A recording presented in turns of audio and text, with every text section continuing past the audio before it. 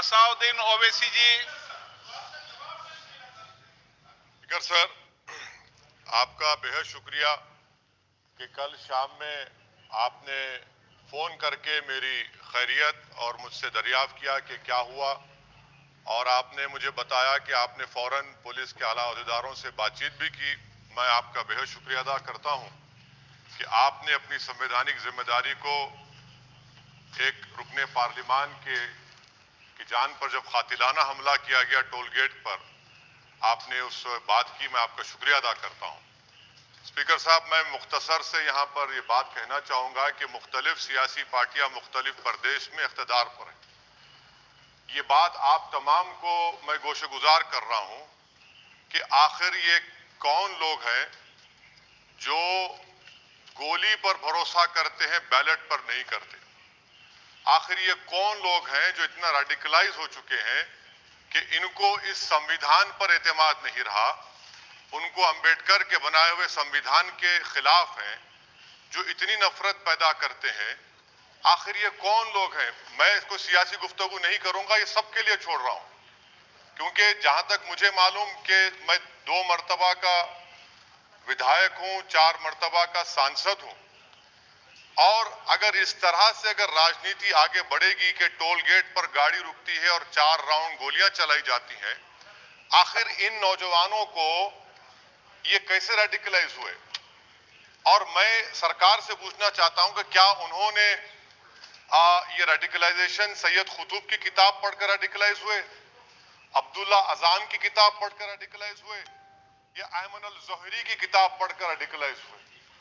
इसीलिए मैंने सरकार से 2015 में कहा था कि इंटरनल सिक्योरिटी डिपार्टमेंट एमएचए में, उसमें तमाम मजाहिब के लोगों का एक काउंटर सेल बनाइए आप।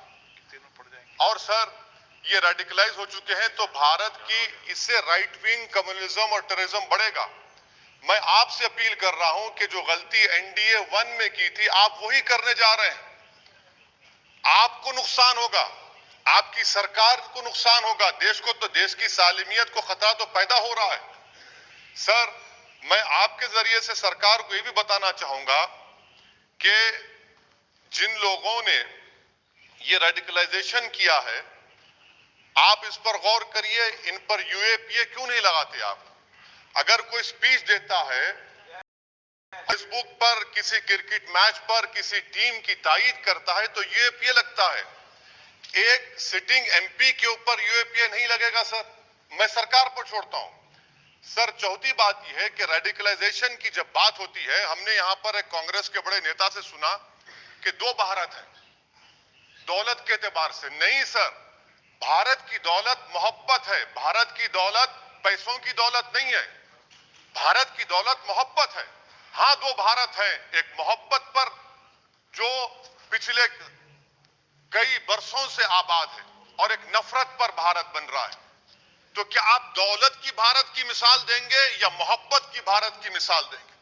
अगर मोहब्बत की भारत की मिसाल देंगे तो उसमें आपको मेरी जबान को रोकने के लिए गोली चलाने की जरूरत नहीं है। इस 2 भारत को समझने की जरूरत है।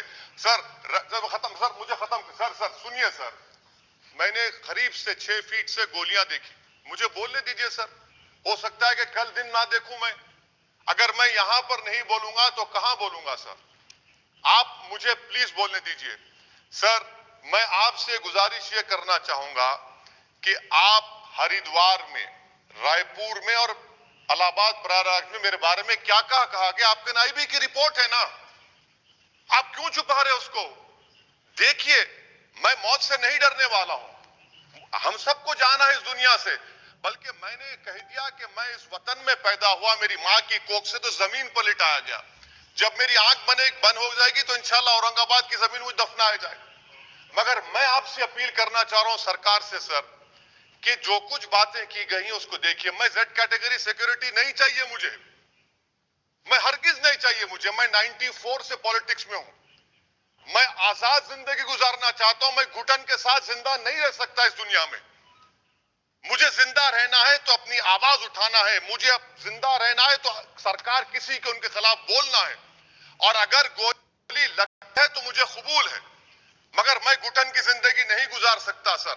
मेरा मानना यह है कि संविधान में अगर देश के गरीबों को, मजलूमों को, अल्पसंख्यक समाज को सिक्योरिटी मिलेगा तो मुझे मिलेगी। आपकी चिंता हमें है ना सर, मैं सिक्योरिटी दे रहे हैं सर आपको नहीं सर, देश के गरीब बचेंगे तो मैं बचूंगा। ओवैसी की जान इखलाक पीलू से बढ़कर नहीं है सर। ओवैसी की जान उस वक्त बचेगी जब गरीब की जान बचेगी। इसीलिए मैं आपके जरिए सरकार से अपील करना चाहूंगा कि सर, इस नफरत को खत्म करिए, इस नफरत को खत्म करिए और इस पर आप गौर करिए। मैं नहीं लूंगा सिक्योरिटी, मैं जेड कैटेगरी नहीं चाहता हूं सिक्योरिटी।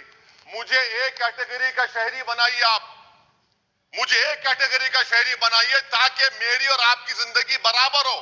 जब देश के प्रधानमंत्री पर सिक्योरिटी ब्रीच हुआ, अपोजिशन की तरफ से मैंने कहा था कि गलत हुआ। सब सेकुलर पार्टी के लोगों ने कहा कि ओवैसी तुम क्यों बोले, तुम क्यों बोले? मैंने कहा नहीं, देश का प्रधानमंत्री मेरा है, सिक्योरिटी ब्रीच हुई तो एक्शन लेना चाहिए। मगर 4 मर्तबा के एमपी पर कोई 6 फीट के फासले से 4-4 गोली चलाता है। मुझे मौत है, हम सबकी मौत है, मगर मैं इन गोली चलाने वालों से डर कर खामोश नहीं बैठने वाला हूं। और मैं दुआ करता हूं कि उत्तर प्रदेश में पुरअमन पोलिंग होगी इंशाअल्लाह। उत्तर प्रदेश की जनता गोली चलाने वालों का जवाब बैलेट से देगी, नफरत का जवाब मोहब्बत से देगी और कमजोरों को दबाने का जवाब हिस्सेदारी से देगी।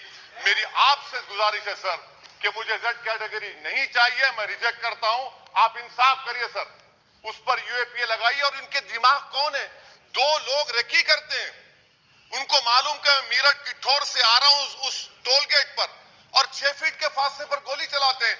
तो आप देख लीजिए सर, आप सरकार के हवाले, अगर आप इंसाफ करना चाहें आप इंसाफ कर सकते, मगर रेडिकलाइजेशन आपको नुकसान पहुंचाएगा और इससे राइट विंग टेररिज्म बढ़ेगा। शुक्रिया सर।